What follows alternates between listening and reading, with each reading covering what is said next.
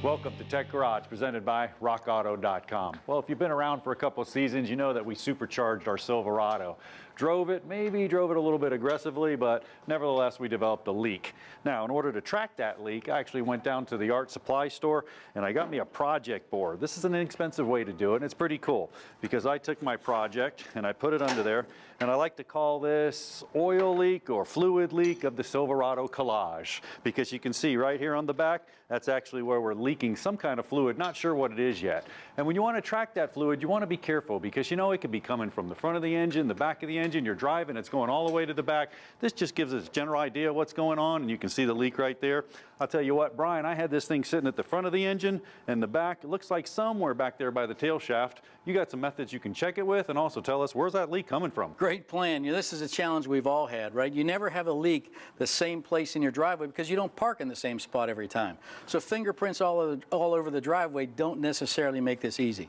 In John's case, we took a piece of string from that cardboard and went straight up. Now we had to determine, is that the origination of the leak, or is that a fluid running down a frame rail and then dripping, whichever it was. I believe we have located the leak at the back of this tail shaft housing. There's a seal right there. We're going to talk more about that in a minute. We've got the drive shaft off so we can get a good look at this. And with your goggles on, there's a couple tests you want to run. So I'm going to use brake clean. I'm going to wipe this housing down after I spray it on it. Then we're going to use a very expensive tool we have here in Tech Garage. It's called foot powder. And that foot powder is going to actually go right around the ring, and you'll see the moisture begin to wick to it. Now, if it's a big concern or hard access, there's dye for just about any type of leak test you need to do. You could go that route as well. But for now, let's hit it with some brake clean.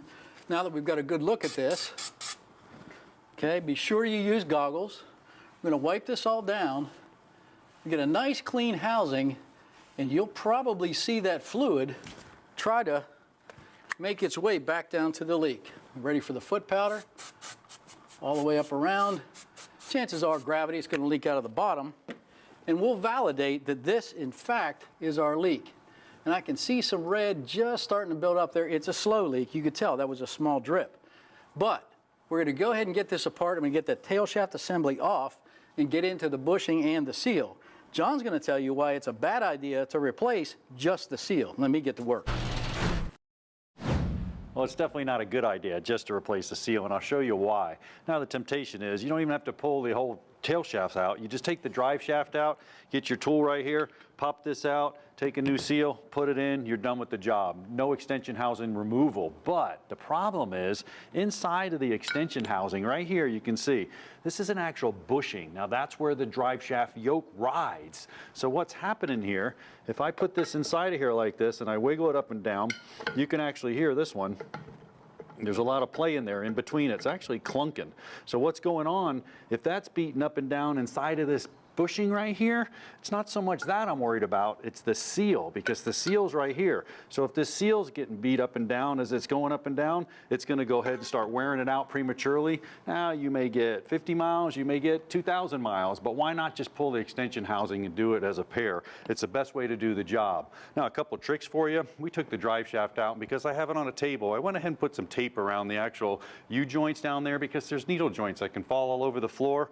Also, when we pull the extension housing, Brian's going to show you there's a seal right here. We need to replace that as well. And then when we went to Rock Auto to actually order the actual bushing right here and the seal, we had a couple of options. It asked if we wanted a booted seal or a regular one. Ours calls for the booted seal, so we're going to replace it with that one. Other than that, it's a pretty cut and dry job. We'll get it done. We just need to check in with Brian and see how he's coming along. I hope he's moving pretty good. I want to drive the supercharged truck. Okay, all but 2 of the flange mounting bolts are now off, and those are down at the bottom. The next step is to remove the speed sensor, get it out of the way so there's no damage done.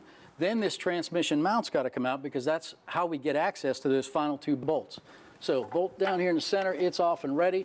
Now, if you're doing this, a lot of vehicles are going to require you to jack this transmission up off the cross member. That can be tricky. In our case, we've got a piece of wood wider than the transmission pan itself, so we won't damage that with a jack. Again, if you're in the driveway, a floor jack or a bottle jack would work for this. I'm going to raise this up, and you can see the transmission rise up off that cross member.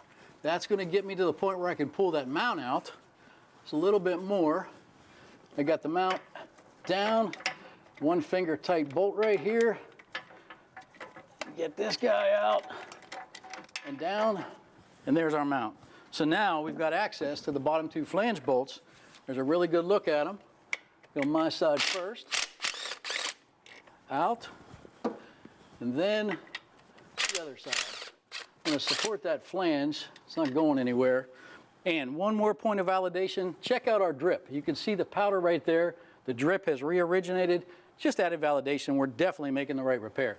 So let me get this housing off and over to John at the bench. Stay with us on Tech Garage, presented by RockAuto.com.